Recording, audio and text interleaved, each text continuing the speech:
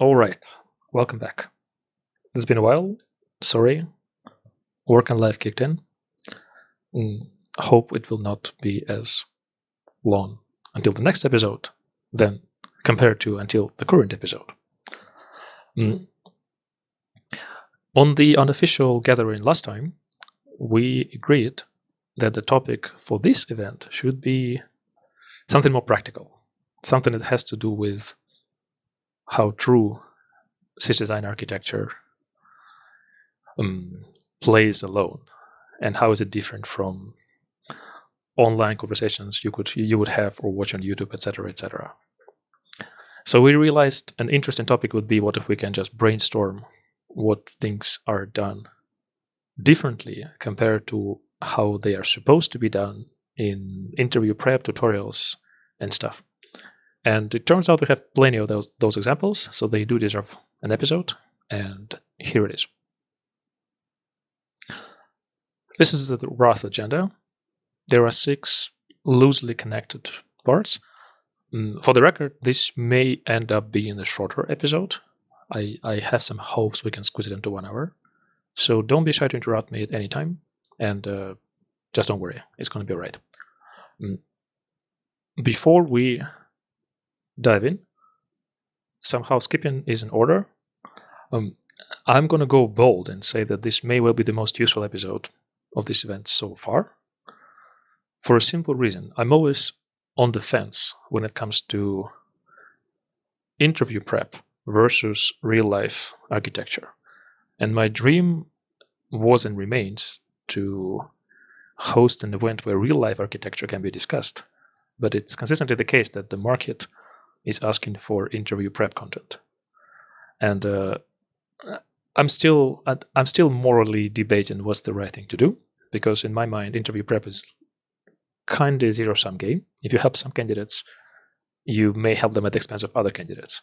And they compete against each other, and they need to solve problems that are kind of artificial. You just need to impress your interviewer and be better than other candidates. Whereas in the real life, it's clearly positive sum, because we are collectively competing against the nature of software design itself. The better we understand the domain, the better is the software we ship. So unlike many other episodes, which are mostly educational, this one is about real life. So if all goes well, you can quote me when you argue with your boss or colleague or whatnot, how to ship things for real. And this should be helpful.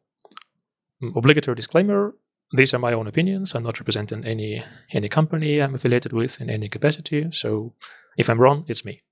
But if it helps you make an argument, I'm more than happy to help. First argument to be made is that I found people largely misinterpret what it means to optimize for availability. So people say, oh, if you don't have backup nodes, or you have a single point of failure, or if this machine dies, if this hard disk fails, we're all screwed. But it's hardly the case. And in practice, it's okay to be down or partially down some of the time for most services. For the record, AWS itself only has 4 nines. 4 nines means 99.99. And 4 nines translates to about an hour of downtime per year. 52 minutes to be precise, 52 and a half minutes. This picture is actually from an AWS website. The link is clickable. The thing is, a lot of people think, oh, we should do 5 nines, 6 nines, and they forget that if they host on AWS, even the load balancer itself, the entry point load balancer, may well be below this number. So you really have to be Google or a company of this magnitude for it to be important for your business to have more than 4 nines. So when you're trying to claim that if a certain design decision helps you achieve 5 or 6 nines based on your calculations, chances are either you know real well what you're doing, or you're trying to play in a different league. In practice, in most cases, you just don't need to plan ahead this far. In practice, if you really want to build a good system, most of us don't need to focus on the fifth or sixth line.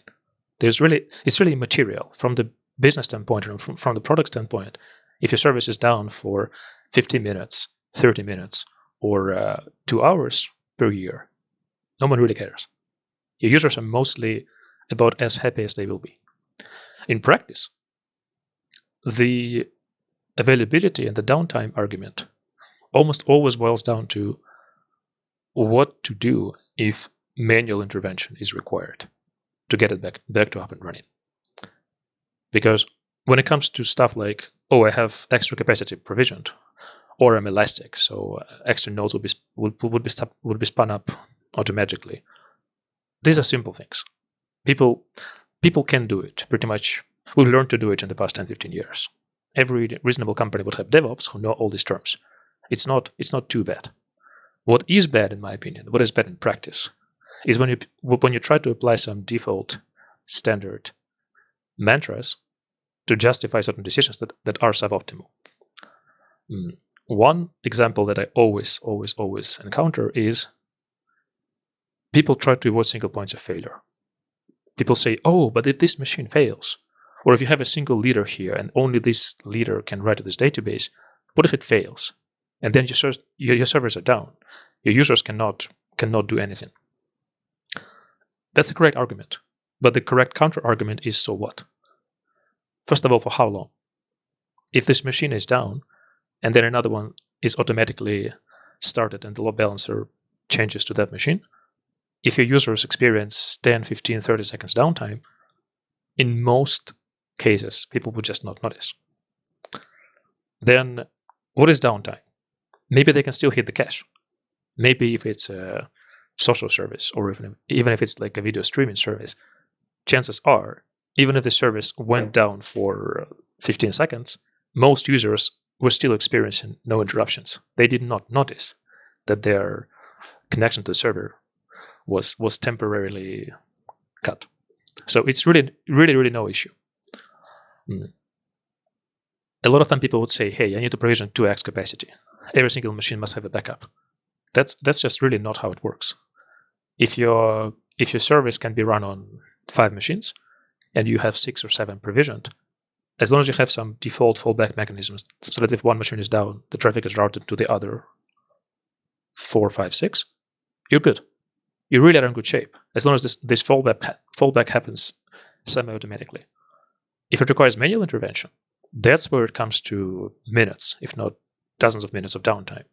But in practice, if it comes to this, there usually is some deeper issue at hand. And then at this level of thinking, optimizing for minimized downtime is not about automatic failover procedures. It's about proper scripts, proper disaster recovery testing, proper experiments, proper training, proper playbooks, proper alerts. That's not really what it takes to take a service from 3 nines to 4 nines. It's a different way of thinking. So on the design, on the philosophy level, I wanted to make this argument that single points of failure are not always bad. In fact, conscious single points of failure, where the design becomes easier to build, easier to ship, easier to maintain, easier to error correct manually, that's often a good design. And the supplementary point here is that when it comes to designing alerts, monitoring, graphs, plots, logging, log grabbing, log digging techniques, don't think of, oh, it's going to be nice to have this metric. Think about, what if it's an outage? You have some substandard, suboptimal mode which your system suddenly entered, and somebody who is not you, because you're asleep, somebody who is not you, who's now awake at 4 at night, needs to get the service back to up and running. That's where your alerts, that's where your graphs and charts and logs come into play. You need to have a crystal clear instructions.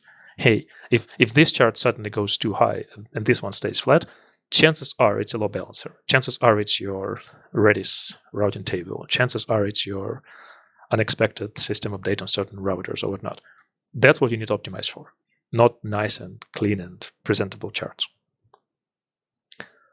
Any questions so far?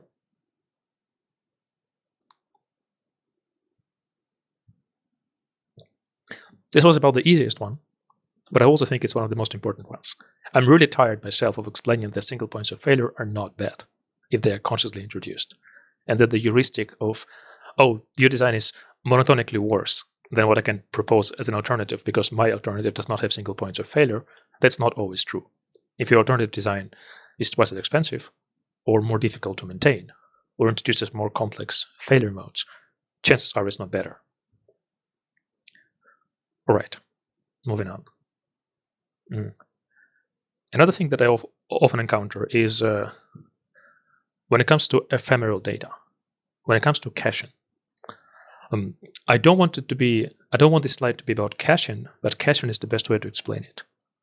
So when people start thinking of designing large systems, when you grow organically from junior to mid-level to senior, at some point early in this journey, smart people will tell you that caches rock.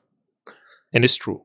Caches can save literally 99% of traffic going to like a database. And given a database is often a single point, not a single point of failure. Given the database is often the source of contention, the source of the bottleneck of maximum throughput you can handle. That often makes a lot of sense to actually have caches in front of databases. But then what can go wrong is cache invalidation is a terrible problem. Cache consistency is a terrible problem. If you have multiple caches and they could be out of sync, which is almost always the case, different users can look at the same content.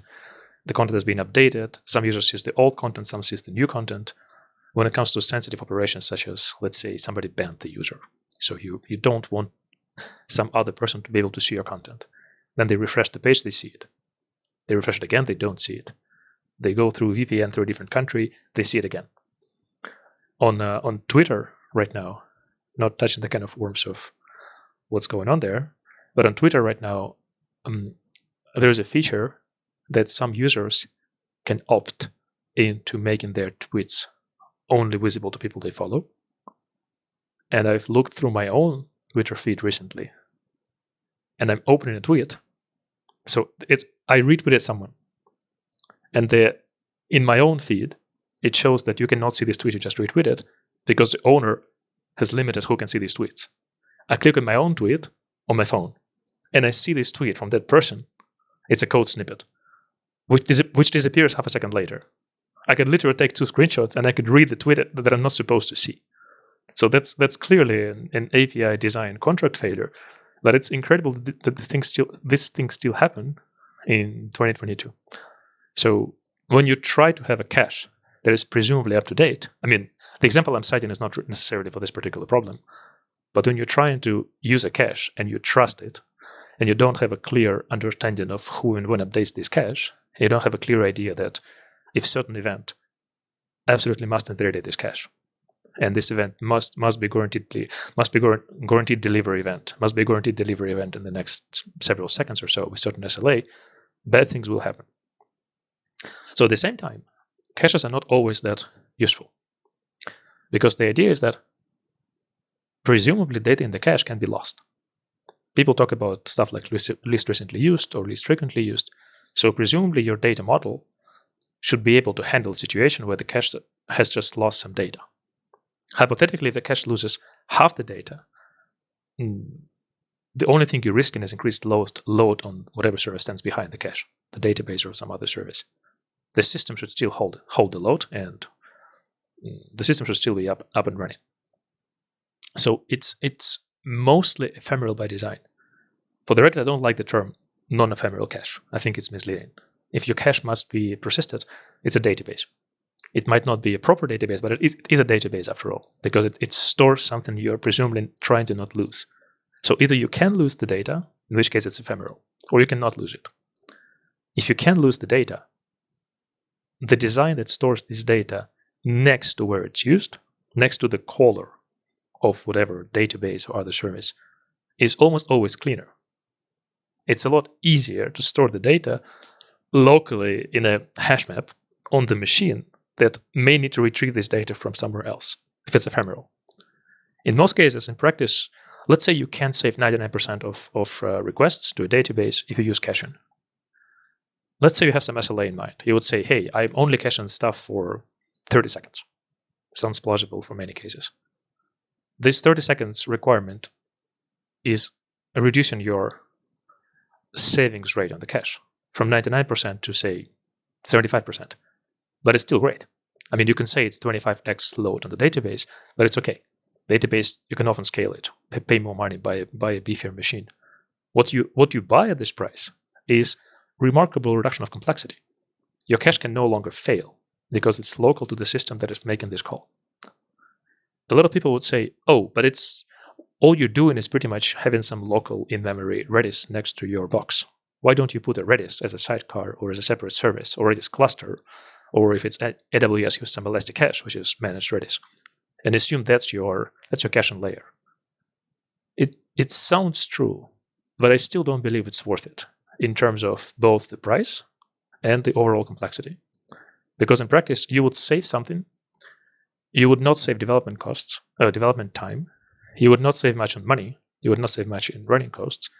And the surface of what can possibly go wrong increases dramatically. So when you are in an outage, you have to figure out what exactly happened. Maybe some routing to this caching layer suddenly changed for some reason. Maybe that one is out of capacity or too slow or being throttled. So it's extra things to worry about. That's what ultimately costs you the nines. That's what ultimately costs you availability. In many cases in practice, you can just afford to pay a bit more and just not worry about this. Simple systems rock. I hear this argument all the time.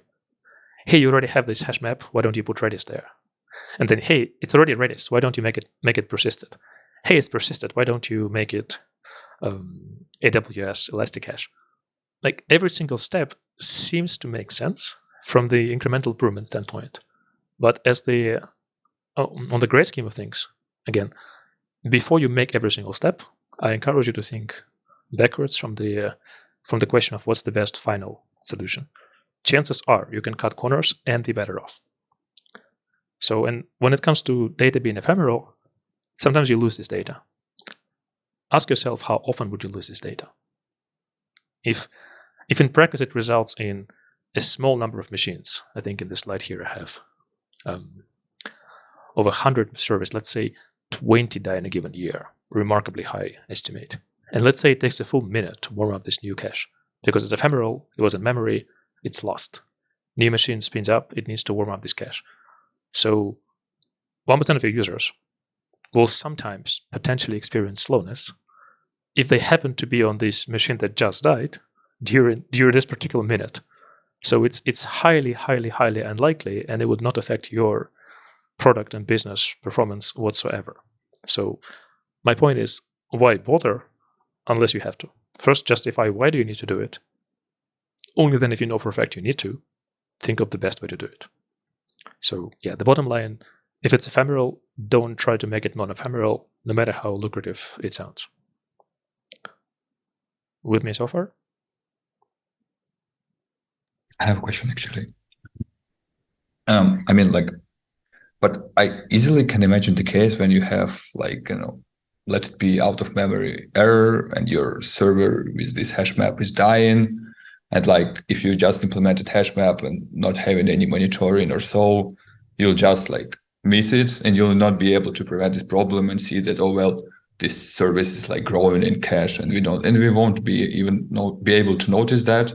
Because in Redis, we have everything out of the box and we have a lot of tooling already implemented by other engineers. So we can just get it into our structure and it could work.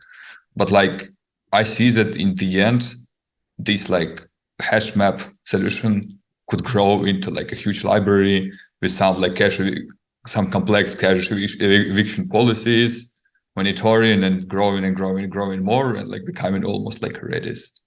What do you think about that? Oh, that's a stretch. And yes, if it goes this far, if it turtles all the way down, chances are Redis is better. But I think people tend to overestimate how much of Redis do they need for their own local cache. Redis is a huge product with many, many features that took decades, well, more than 10 years in making. In practice, you're touching on my last, I think, 6th bullet point about how mature your team is. The less mature the team is, the better off you are using standard components. In practice, it's a holy war. It's an endless debate of using standard components versus building something from scratch. I always say that people always tend to overestimate how difficult. So let's say you have this decision, this debate between custom hash map versus Redis. You just outlined a couple layers: potential out of memory, monitoring, swapping. The way you phrase it sounded like you may need to implement 30-40% of Redis in the next couple of years. I claim it's going to be under 1% of Redis. And it's important to ask this question and answer this question fairly. You don't need replication for your cache. You don't need asynchronicity. You don't need JIT-Lua.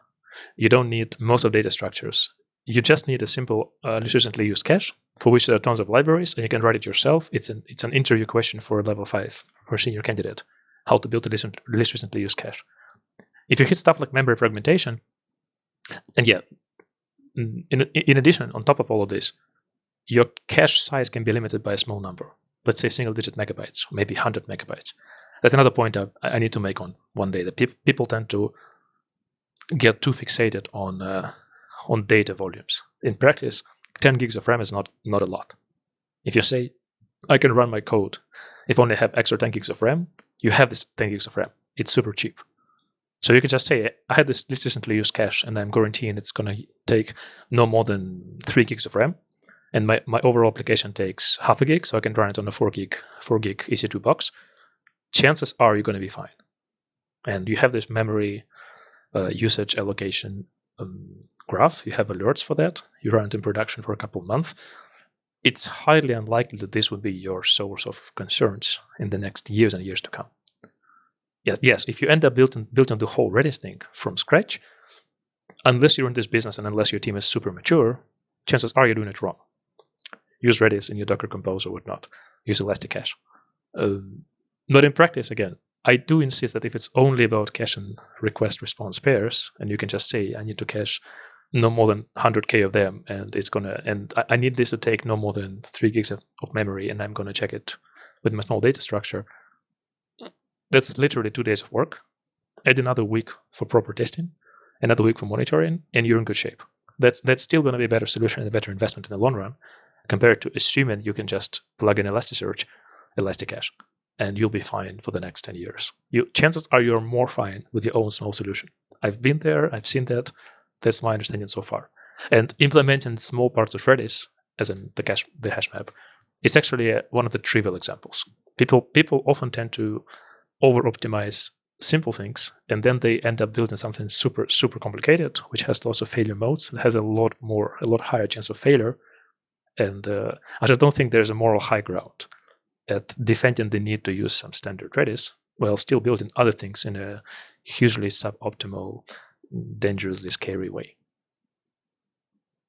Again, that's my personal opinion. I'm not claiming it to be correct. It's just my experience of the past 15-ish years.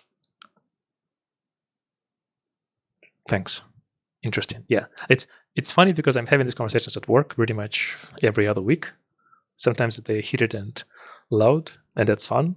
And it's the level at which you're talking yields different conversations entirely. When you speak in the like on the mentoring level, people tend to follow this. When you speak with people who are recent seniors or late mid-levels, they have strong opinions. When you speak with architects up there, they would also not have any argument. They would just immediately agree.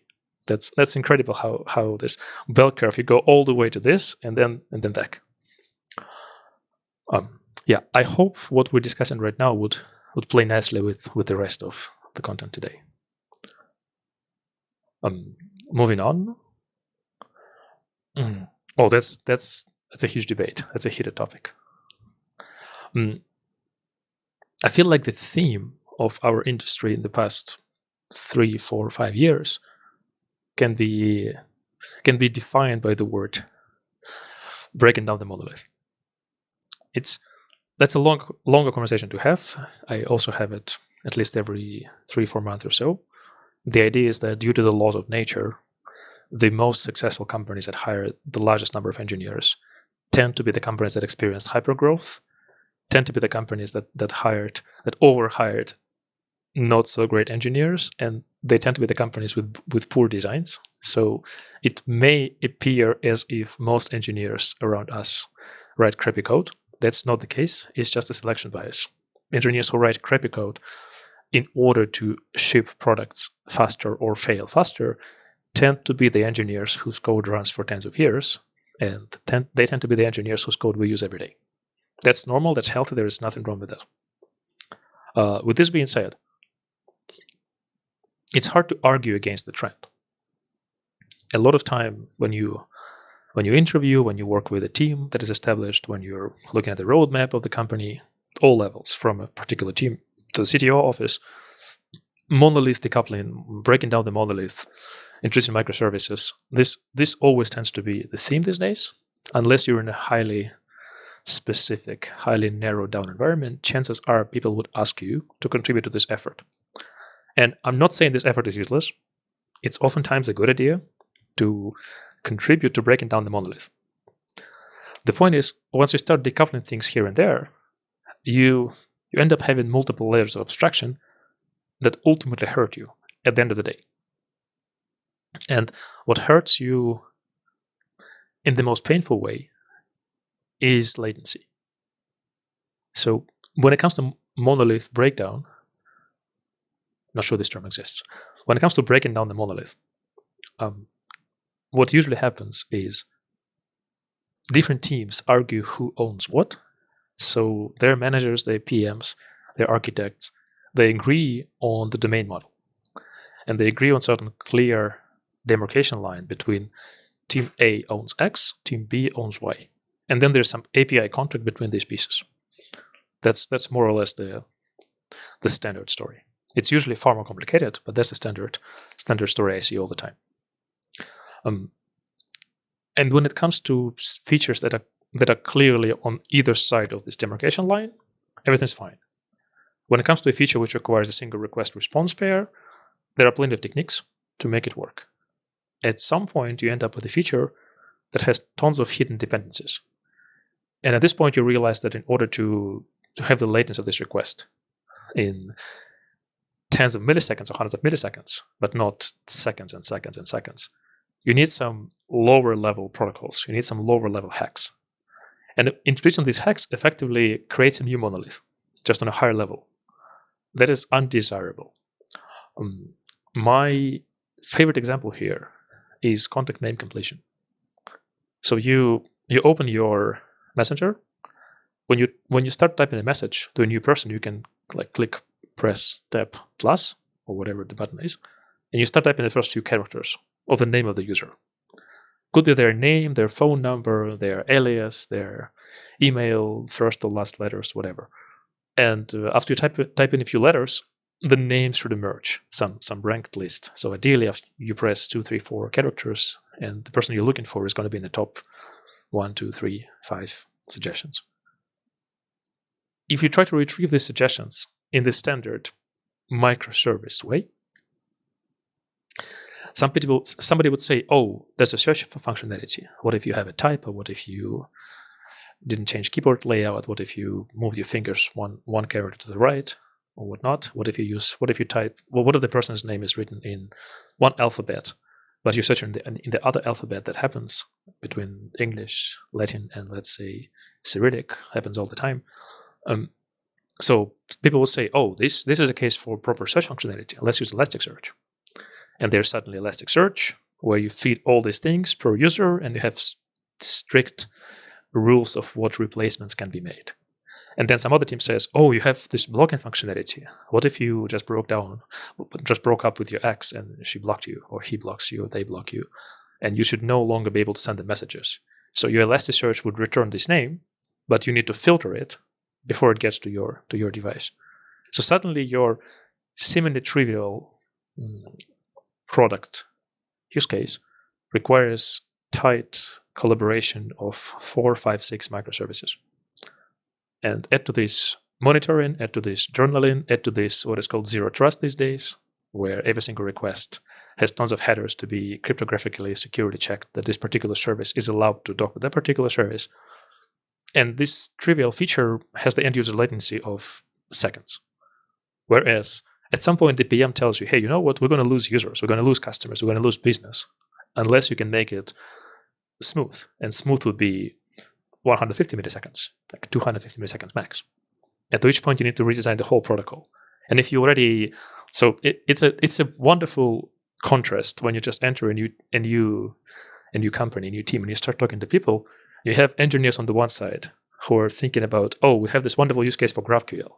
We have these 3 different databases. This is Mongo, this is Redis, this is Cassandra, this is MariaDB. We're going to combine them all together, and you have this single entry point that tells you everything.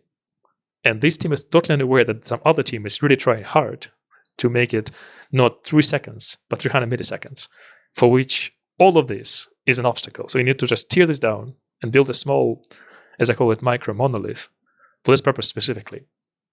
And then suddenly, eventually, they hire somebody who built search engines before, and they just say, oh, I'm going to build some try in memory of a hash map, and I'm going to need a single machine with 30 gigs of RAM, a Kafka stream that sends me these updates, and I'll have a service that returns you 3 kbps per core, so 30 kbps from 10 cores, that just handles everything on 3 machines. That's how it usually happens at the end of the day. And that's effectively monolith that does the job. And decoupling the data model, breaking it down into pieces of who owns what, is an awesome idea. Taking it too far to all those multiple databases, multiple contracts between multiple components and some GraphQL aggregators, that's oftentimes just wrong if your goal is to have a responsive product. I feel I'm talking more than usual, but I'm trying to make my points clear. Is it manageable so far? Yeah, by the way, with zero trust, I had this fight a couple times before. So somehow it all starts from, it's going to be a detour, but why not? It always starts from this idea. So when I say always, it means in my experience, which is literally tens of different conversations of the past couple of years. It starts from the idea that you have microservices, and one microservice owns its own domain model. So far, so good. Then somebody says, you know what? In a perfect world, my microservice is my team's rel, and my team can decide which database to use. And then these guys or gals, they go with DynamoDB, and this team goes with RDS, relational databases, and this team goes with in-memory store with some snapshots to whatever, S3. And again, in theory, it makes perfect sense because each microservice, each team is the owner of their data domain. But in practice, until you begin thinking of how to consolidate it, this ends up being unmanageable. And then, I found this argument is quite easy to have because you can always point these people to the conventional traditions of domain models, where it always boils down to, scratch that, take it back. So people try to argue that each microservice has its own database. These people are quite easy to argue with because ultimately they all concede that this one microservice, one database mantra is not the ground truth. The ground truth is there's a domain model and microservices operate within this domain model. So if you argue that 3 microservices work on the same domain model of data, it's quite easy to convince them that these 3 microservices, 1, 2, 3, should work with the same database that could physically be one single database. Once you start asking them if it's a plausible idea in their minds to have 3 microservices and some data manager, which is like a 4th microservice to these 3 on a contract level. Once you get to this point and you argue that that's the best way to minimize latency while remain clean in terms of microservices, at this point you can convince them that the better solution is not to introduce Cassandra plus Mongo plus Redis. So that's doable. I've had these conversations many times. I usually succeed. What I have yet to learn to succeed at is this idea of zero trust. So security of microservices becomes a new topic in the past couple of years. And a lot of people think that, you can never trust anyone. You can never trust any request. The potential attacker could compromise any service. So any other microservice that talks to me could be infested with malware. So before I even can send any data back, I need to confirm they are authorized to receive this data. Sounds like a wonderful idea in theory. Like all bases are covered. You're super safe. It doesn't work in practice because cryptographically secure protocols are designed to waste CPU, to be slow. So your service would end up spending most of its time deciphering those tokens. Or you would have to introduce a separate gateway cluster, API gateway cluster, the job of which is to parse these cryptographically secure tokens and confirm that you're allowed to return data to this particular entity. So even if it sounds wonderful in theory, it's just a waste of time and resources and extra points of failure in practice. So much like with data separation into multiple databases, the keyword is domain models. With security, the keyword is perimeter. You just tell them that if you have these multiple components and they need to talk to each other with low latency, the user is waiting. I'm typing the first few letters of the person I'm trying to send a WhatsApp message to. I want to see the results from my address book or whatnot, from my recent chats, from my recent groups. As the user, I want to see this quickly. So not only the data should be local somehow, the security domain of these services talking to each other, if it's a microservice environment, they should be connected with secured links already, with no extra deciphering and marshalling and all this stuff. They should be in the same perimeter. So once they establish a connection, they trust each other. So this is the argument that I found working, but it's sometimes hard to convey it. So far making sense? Yeah. So the takeaway home message. Yeah. I have one more topic to discuss, but maybe after takeaway message.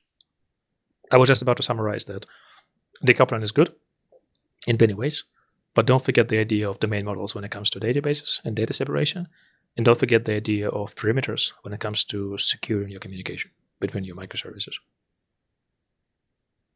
Yeah, I just wanted to point out that sometimes we can have like a pretty complex logic. For example, we have some domain of some like entity, which we have like synchronous API, for example, public, or for any other like API service, for any other service.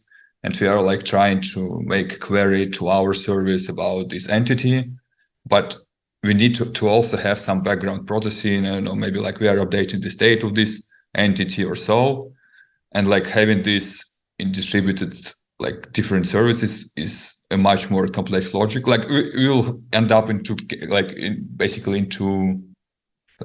ends. We'll either give like not correct data because like it's being updated right now, for example, or we need to introduce like distributed log system with all this complexity which we need.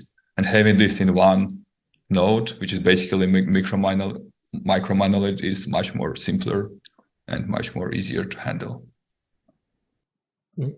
It's a trade-off.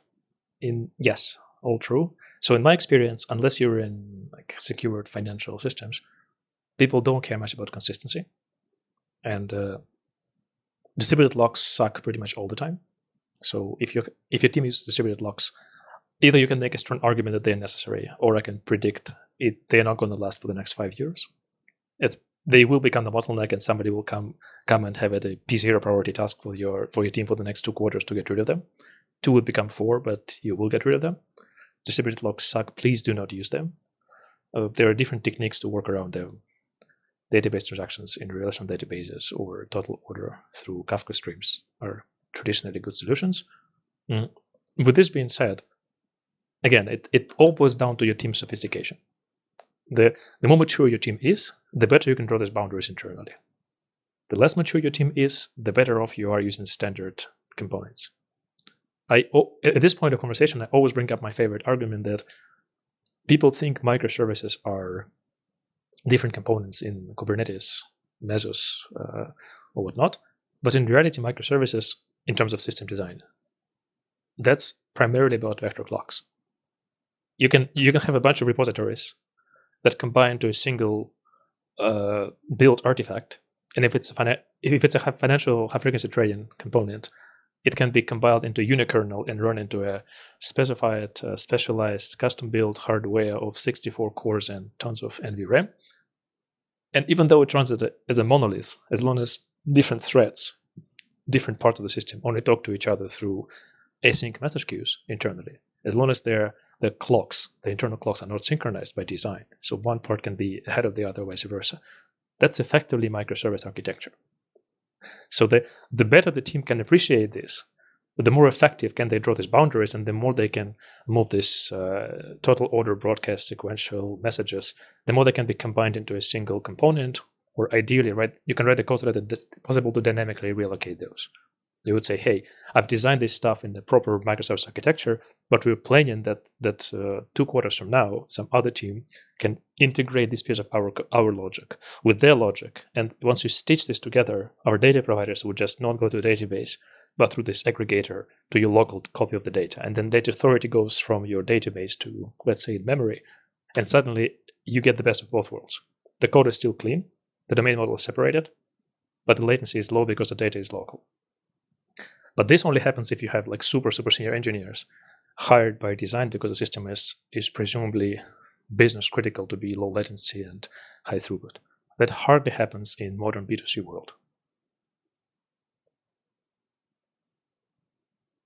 Good question. Thank you. Got a few more topics, right? Client-side load balancing. That's one of my favorites. So this goes back all the way to single points of failure. Intuitively, that's what most people who recently learned about how the cloud works, intuitively load balancers rock. Why would you talk from machine A or Kubernetes pod A to pod B by their direct address if you can put a component between them that is a load balancer, so that this load balancer can route traffic from A to one of B's that is currently available? And if you have multiple B's, you have horizontal scaling, so each B can handle some part of the traffic, and you can add more B's and handle more traffic on this capital B service of multiple B primes. And then you have some stickiness if it's a web request with cookies. That's wonderful. Why would you ever not want to do it? Well, it's really wonderful unless you have some special routing rules, like stickiness without the web. For example, if you want to shard your database, ideally, if it's like in a memory database of your own custom making, ideally the client would go directly to the node that is the data owner of this particular key space or whatnot. So level 0 thinking is, I'm going to scale horizontally, I'm going to put a lot of replaceable fungible nodes here, and a load balancer that is a cloud component. It can't fail. It's internally guaranteed to be replicated, distributed.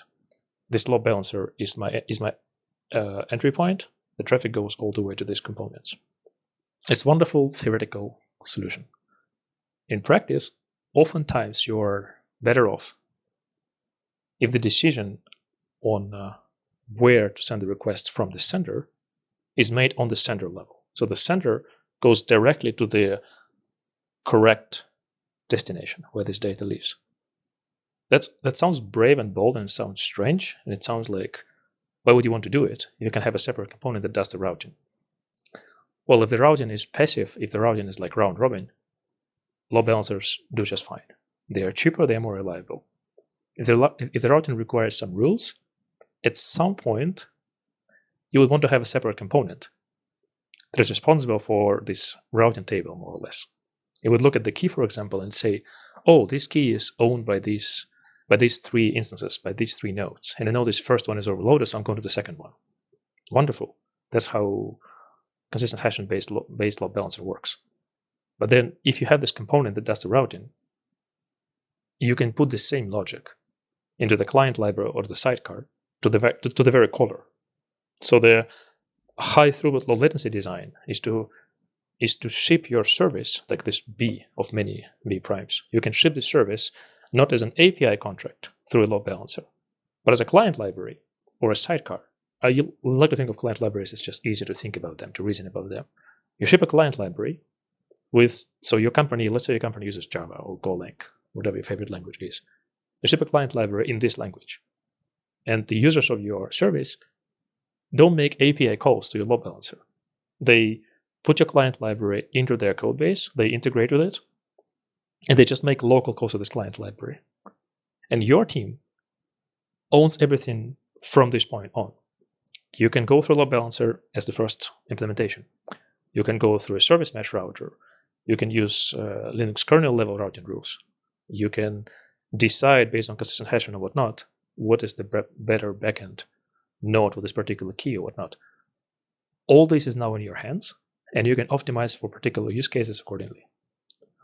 And your caching, this hash map idea with LRU eviction, your caching can also happen on this level. So you make a single call, and in 99.7% of cases, you make the call to the right node, you get the response right away, and you can cache it here so you don't make all the calls that you need. I have a real life example of a problem that I was solving recently, and I found it so hard to argue about this with people who think in standard concepts. So I'm going to share the whole problem because it's not too top secret. So let's say your service is subscribed to updates. You subscribe to a Kafka stream in which there are events that certain data has changed in the database somewhere else. And you access this database through a different microservice with a different API contract. So when you get a notification that some data was changed and you need this data to be up to date, you go to that service to get the latest version of this data point. So far, so good. Now your service is sharded. So you can have, let's say, 100 nodes of your service. Well, Kafka is really good at decoupling writes from reads, produces from consumers. All your 100 nodes are consumers. And maybe it's a popular, widely used key. So there's an event in this Kafka bus that this key is updated, needs to be refetched. It's a shallow event, no data, just a key. And of the 100 nodes that have received this update, 95 need to fetch the data for this key. Well, if all of them make the same request to that service, you're going to have 95 requests. That's a fan-out factor of 95. So that other team that owns this data, they change the data for this key, they publish the event into the Kafka bus, Kafka stream, Kafka topic, that this key was changed, and now they expect to get 95 calls to retrieve this data. And then the argument, like level 0 argument would be, well, they on their side should have caching. So we can make 95 requests, but the database will only be hit once or twice, ideally once, because the cache on their side will send us the results back. Well, that's possible. That's okay. I'm not saying it's a bad design. It just sounds strange to me. Or you could say, hey, on our side, we have 95 or up to 100 components that needs this data. Why don't we have this component on our side that would consolidate these requests? So this 95 go to this one component, and this one component will go there for data, get the data back, and fan it out to our 95 components. You can even go as far as saying that your fan-out interface should be Kafka as well. So you enrich this event, and they subscribe to their enriched event with all the data. Details, unimportant. The important part is that if you want to do this caching, be it on their side or on your side, how do you make sure all these 95 boxes get to the same place? So you only make one request outside, not 95. So you need some stickiness. You need some sharding by key. You need to know exactly which particular machine is responsible for making that request, because your service should be sharded too. You can't just have a single machine that does it. That's the point of failure. You probably want to have 2, 3, or 5. So if it's done in a proper standard way, there's no guarantee that all these 95 machines would get through the same machine to that service. In a standard solution, these machines would have some Redis cluster or something where there's going to be a shared, persisted, non-ephemeral storage. When all these machines go to the service, multiple nodes of the service go to the same Redis. One of them makes the first write to this Redis table. Hey, I'm going to request that key. All the other nodes would see that the other machine is making this request for this key and wait for, let's say, half a second until the data is possibly available. If there's no data, they can make their own request. And that's the solution that was seriously discussed. To which I immediately said, come on, guys, seriously? You want to have all these when you can just decide on the level of your machines which of your 5 nodes is responsible for this particular key. Just take this key mod 5, go to one of these 5 things of your own machines organically, and this one of these 5 machines would have this in-memory hash map for currently pending responses from them. The currently pending responses should live for 2 seconds in memory, because if there's no response within 2 seconds, you are allowed to make a second request. And if your machine dies, you just make more requests for a split second while it's being brought up again. So the trivial problem remains trivial if you just think of first principles, and it becomes bloated and unreliable and expensive if you try to solve it with standard components. I think it's a wonderful example of trying to not think of standard boxes and just apply common sense for half an hour. Was it easy to follow? But I still kind of convinced that having 95 requests to the one node is much simpler than introducing like any communication between all these client nodes. I mean, it's still a trade-off, but it still seems to be a little bit simpler from the perspective of understanding and so. I'm pushing for the solution where 95 can be reduced to 8, in which case that's okay. With 95 requests, chances are the bottleneck is not their service, but their database, in which case they don't have control over it. That's something that doesn't scale so well. So some cache would be in order. Whether they should build it, or we should build it, or it should be in the routing, on the routing layer, that's an open question. My only point is that so let's say, for the sake of the argument, let's say you need to make no more than 3 requests. So 3 will be fine, 95 is unacceptable. My point is that if you want to make these 3 requests through a special layer, which should have its own elastic cache Redis storage for ephemeral data, and this ephemeral data can now be stored there for, let's say, not 2 seconds, but maybe 30 seconds, just in case, because it can be reused later. That's over-engineering. Like, to me, it's clearly over-engineering, and you'll be surprised how long did I have to spend to articulate this point. So I'm thinking of maybe even turning this into an interview question. If I can formulate the problem statement well, I think it would be a lovely interview question for distributed communication patterns design. But yeah, oftentimes not optimizing prematurely. Well, not oftentimes, all the times, not making premature optimizations is a better route than trying to minimize the number of calls. Absolutely agree. What's next? Okay, that's advanced. When you have multiple machines talking to each other, at some point, some savvy engineer will ask an important question. What's your bottleneck? What exactly is the slowest part of the system? And in practice, it often boils down to either CPUs or the network. I mean, it could be memory, could be disk, but oftentimes it's CPU or network. I'm going to make a controversial statement here that if you hit CPU, if your CPU utilization is high and your network usage is low, you're doing something wrong. Unless your task is specifically CPU intensive. If what you do is CPU intensive, then yes, well, that's normal. If you mine in bitcoins, there's not much you can do. But in most cases, business logic of real life applications, the business logic is kind of trivial. You need to carefully make 5 checks, and then if all of them pass, if some of them don't pass, you make extra checks, and if all of them pass, you make certain data change. If they don't, you don't change the data or change some other data and send some response.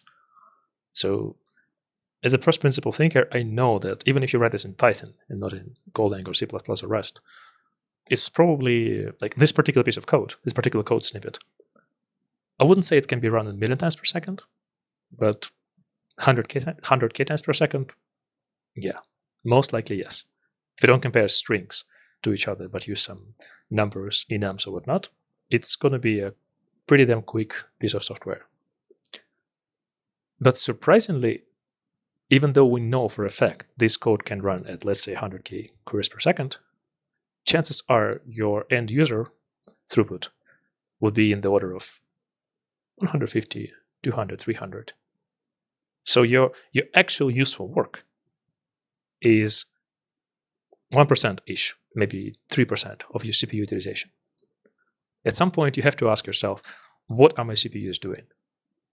And chances are they are busy doing something useless, such as parsing JSONs or GraphQL, or you have a huge topology of coroutines waiting for one another, and this scheduling takes a lot of time. So the first thing you probably want to do is to minimize this clutter. You use gRPC, you use streaming gRPC as opposed to individual calls because it's a lot faster. Once you've done that, your throughput goes far, far higher so that you can afford to use cheaper machines. So you would say, you know what, I can use machines with like 2 virtual CPUs, not 24 virtual CPUs. In the perfect world, which I think we should strive towards, and again, I'm not saying everybody should do it.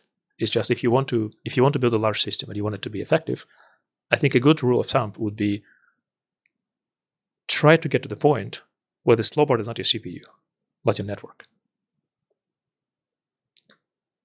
If your business logic can really handle, let's say, 100K operations per CPU core, if you have a machine that has 32 CPU cores, that's like 3.2 million operations per second. Take some contention discount, let's say it's 2.5 million operations. If you do it well, at some point, you would not be able to get to this many operations per second, not because you cannot handle them on a CPU level, but because the requests cannot come to this machine quickly enough. Because all the payloads, if the payload is, let's say, 10 kilobytes, and your network can do a gigabyte per second, do the math, 10 kilobytes times 100 is 1 megabyte, so that's 100K to be 1 gigabyte per second. So at some point, the bottleneck becomes the network that gets into your box, that does the computation. And I'm not saying you can always hit this number. Chances are you cannot. But in my experience, if you really, really want to be high performance, and especially if you want to minimize contention, if you can afford to put the data next to this one box, which you often want to do, you're better off having a small number of beefy machines that do this business logic up and running, and then a cluster of front-end machines that all they do, they get the requests from the end users like JSONs, REST, HTTP, or whatnot. They pack them into streamed protocol buffers that are super quick to parse, like binary formats. And then they stream this request into your box that does the business logic. That's how you get to high throughput. That's how you avoid the need to do like Saga, distributed transactions, distributed locks that can last for seconds and seconds and seconds, because every single transaction runs super quickly in a single localized environment. And you just need to stuff it, stream it with super fast, super compact, binary encoded requests that have all the data you need. So this particular box becomes a super fast data cruncher for your business logic, and the rest is just supplementary components. I know it's slightly going back to the monolith idea, which is like a micro monolith on steroids. How far do you want to go down this route? Depends again mostly on how mature your team is. But that's if you can afford to load your CPUs more, you probably want to. You'll be surprised how much faster. So let's say you have HTTP REST. That's JSONs over HTTP. Every single request has a lot of extra slack in the TCP payload as well itself, because it's HTTP. When you have JSONs that are super slow to parse in many languages, so you retire this, you get to gRPC. gRPC is a lot faster, but then if you have a gRPC request response pair, each request has some slack, has some redundancy. We experimented with that. Thank you, Maxim. That was fun. You helped a lot with Rust. So you replace gRPC request response by streaming gRPC, you add buffering, you have another 10x performance boost. And it's not unreasonable to get to 25K, 30K. I think I saw 75K requests response pairs per second if it's asynchronous, already established TCP connection with binary encoding.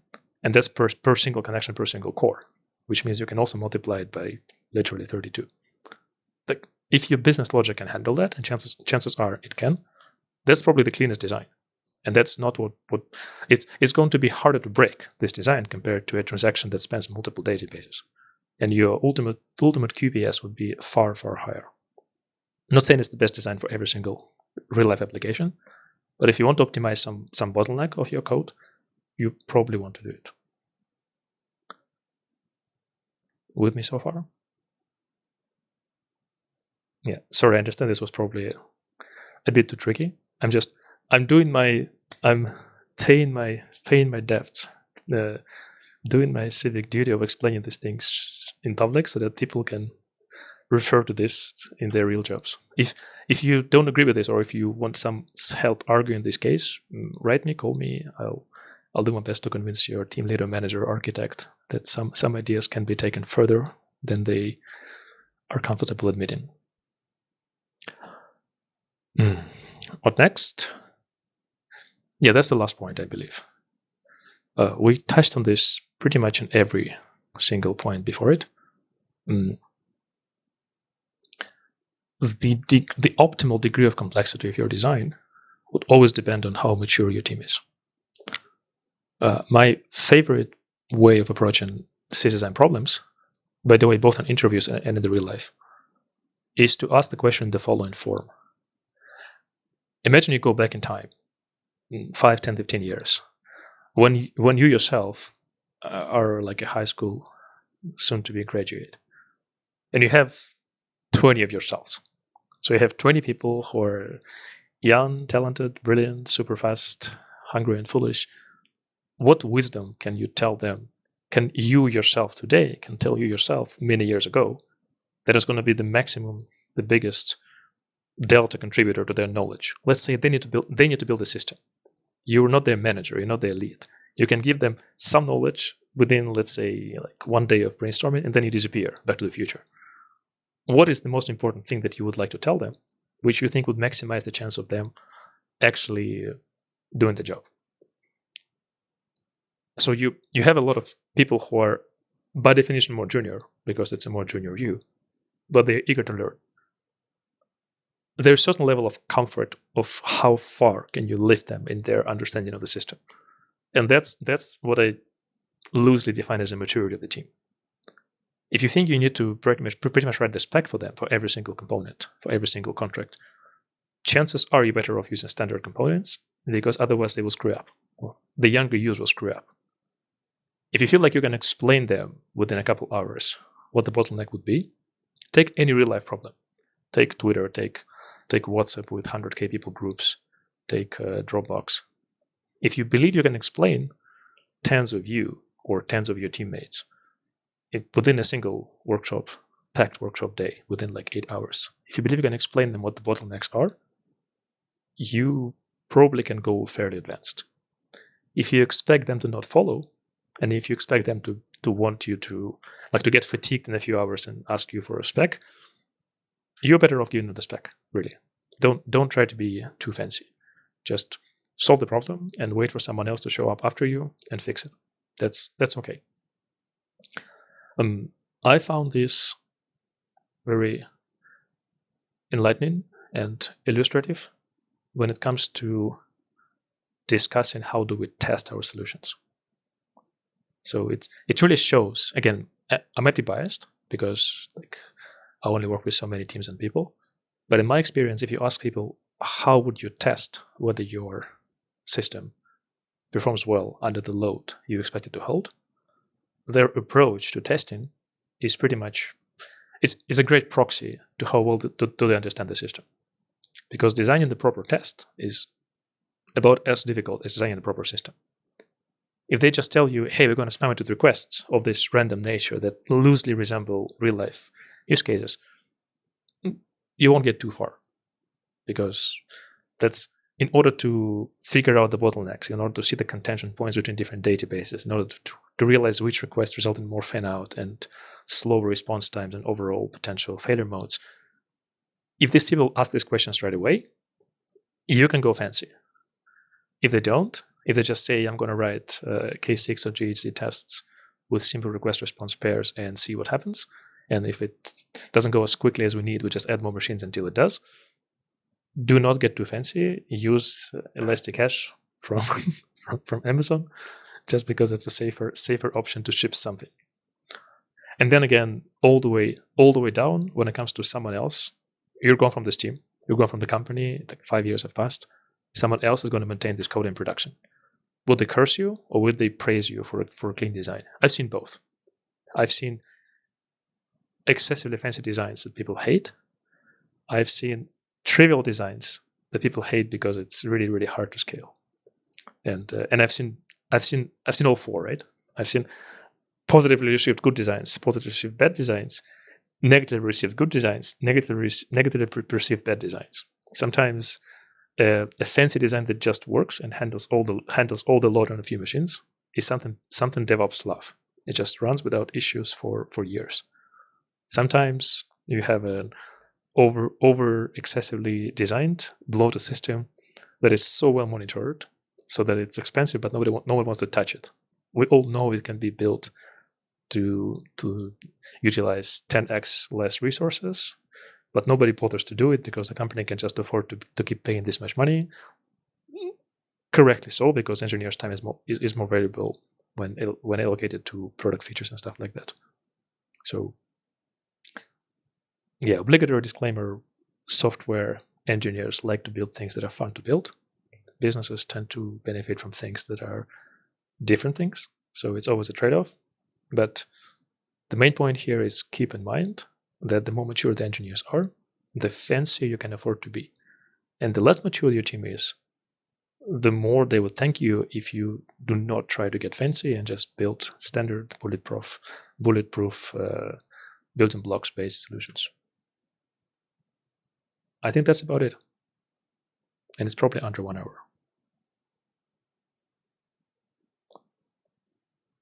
Questions time?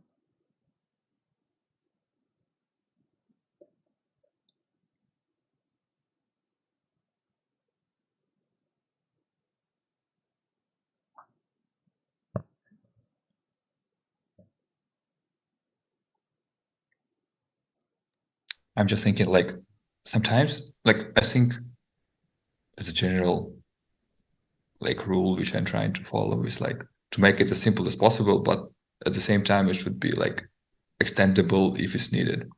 If it's not needed, then just fine. But I mean, like, it's hard to find the balance between premature optimization and developing all this fancy, complex system, which will be, like, highly extendable in, like, some future which probably won't even occur, and, like, the simplest system which will be easily understandable but every student or so. So, like, I mean, it's hard to find the balance. I don't know how to solve that, and probably just an experience and just seeing more systems could help or so. It's not a question. I can try to give you an analogy from a slightly different world here. So I'm more and more exposed to the world of business, and one of the wisdoms that people know so well at a certain level is that not a single software product, not a single software company has succeeded by building a platform from day one. So if you're a venture fund analyst and someone pitches you that, hey, we're going to build platform for A, B, C, D, you smile and you say no in the first 10 seconds because it just doesn't fly. Every single platform that we know today was built by the people who actually built A, B, C, and D separately, and then they talk to one another, hey, how do we generalize this? So I think what I'm trying to say is that much like in the world of products and business, it's really hard to know upfront what requires a platform and what would be a specialized one-off solution. The same applies to engineering. If you feel like you would like to have some plugin architecture to add custom tweaks, custom logic here and there, the engineers tend to over-design this because they think it's going to be nice to be able to add this feature. It's remarkably difficult to predict this, even with experience. It's remarkably difficult to figure out that. So basically, I think to be a good engineer, you have to have the instincts of what will be so difficult to re-engineer later, and you're trying to save the future self the trouble of refactoring your code. That's an amazing skill. That's what makes engineers happy. That's what makes us enjoy our work. But it's often the case that we tend to optimize not for the things that the business would need in the next few years. So I think it's not wrong to try to optimize stuff for clean architecture prematurely. It's just important to admit to yourself that it's just your hobby. It's not what you paid for. You paid because you're okay doing that, and you're allowed to be doing some fancy code in your free time because you're good otherwise. But in practice, it's often it's not even premature optimization. It's prematurely thinking of the wrong extensions, and it's really, really hard to predict which extensions would actually be necessary. So I would the more I see in the industry, the more I'm convinced that the heuristic of don't plan for anything you don't know you would need yet, that's a good heuristic. Just assume that if the company flies, if your code runs real well, and if your company scales 10x, assume that somebody else would come 2-3 years from now and rebuild this from scratch in some different way. Or they will build something else, and your legacy monolith would run for the next 10 years because it's okay enough. That's what seems to be the case in practice.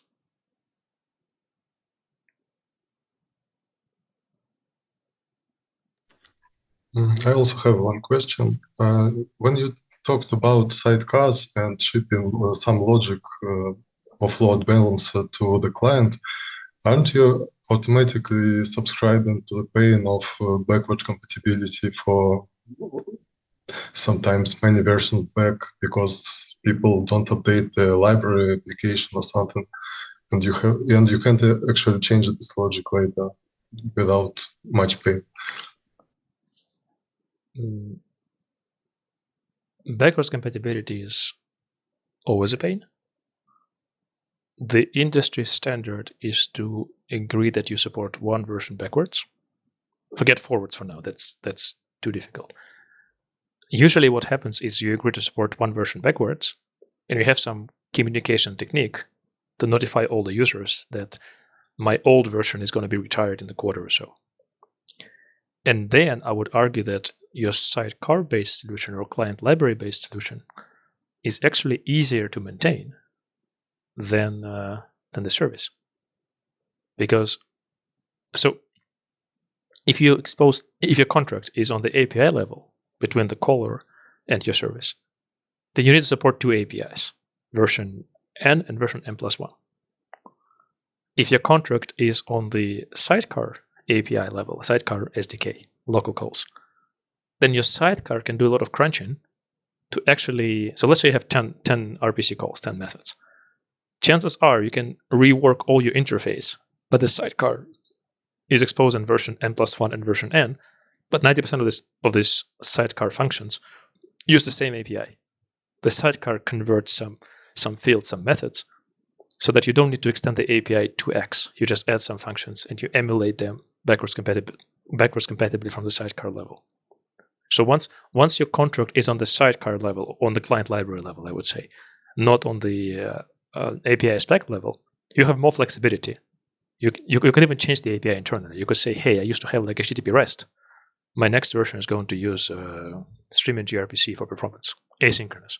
And I'm going to connect requests and responses by their context ID in my own hash maps or whatnot. That's entirely on you.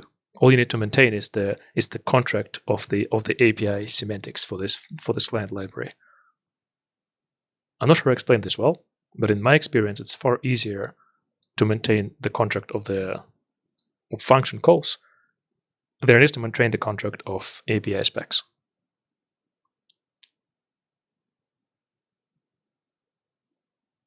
I guess I could try to phrase it cleaner. If your contract is on the API calls level, you can assume you're working with local code. Forget the cloud, forget microservices. Let's say you're building a component for some large-scale desktop app. So you're working on Microsoft Word, and you're working on, spelling corrections, and someone else is working on table, border, drawing. If your API is just about function calls, no one cares if you go to the cloud at all. It's all on you.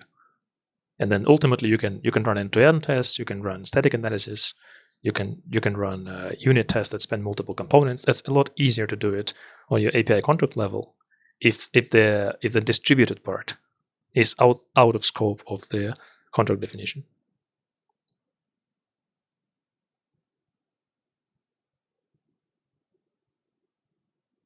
Thank you.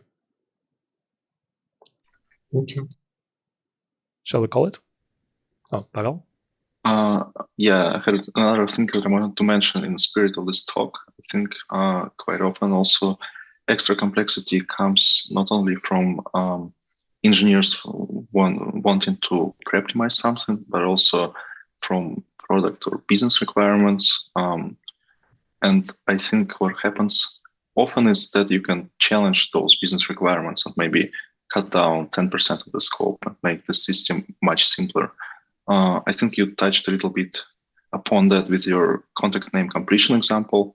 So if, for example, the real business goal is just to have some kind of contact name completion, you can maybe store 5,000 most popular names in memory and not create all the extra microservices, checking for typos and all that fancy stuff. And I think maybe the main takeaway is that quite often you can challenge business requirements, and engineers are not afraid to do this.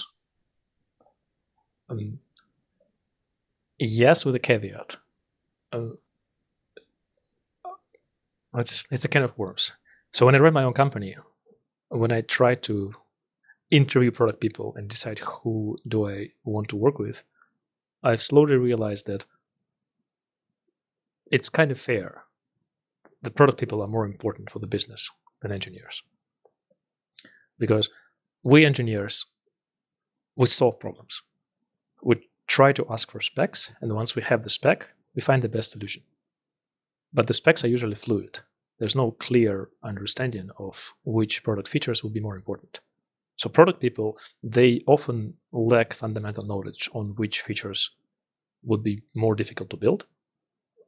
But we're not hiring them. We're not partnering with them because they will just tell us upfront what to do, with the guarantee that once we do it, we succeed as a business. They run experiments on product features. They don't know what would be well received by the users, by the audience, until we prototype it, ship it, and try it.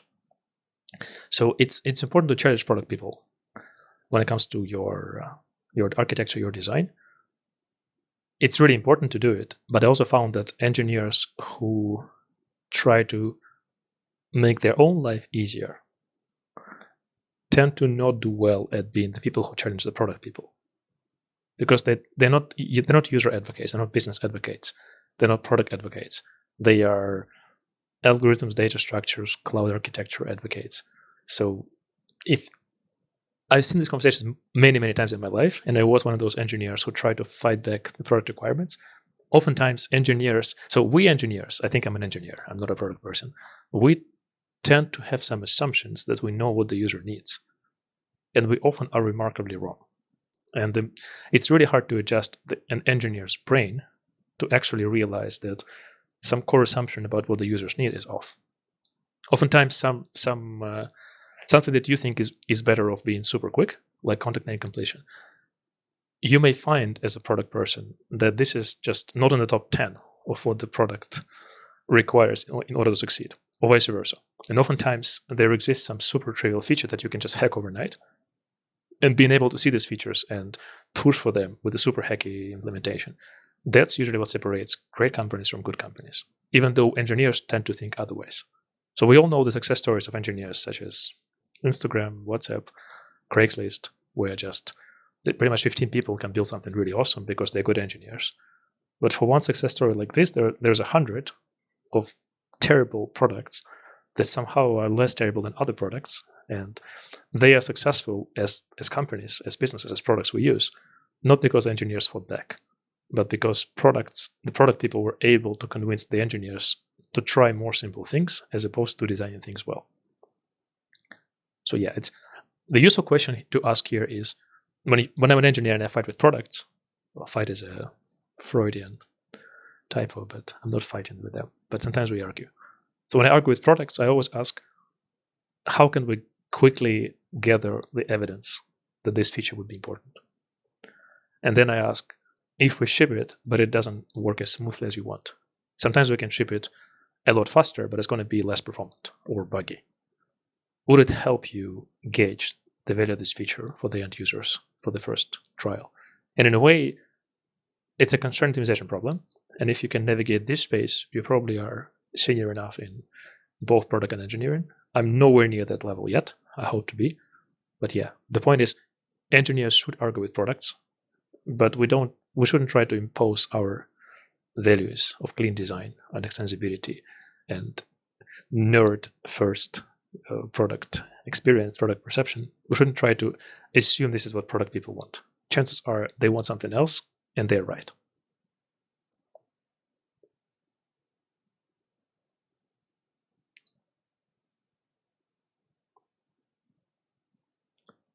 Thanks, guys. Good to be back in business of this meetup. And till the next time, cheers.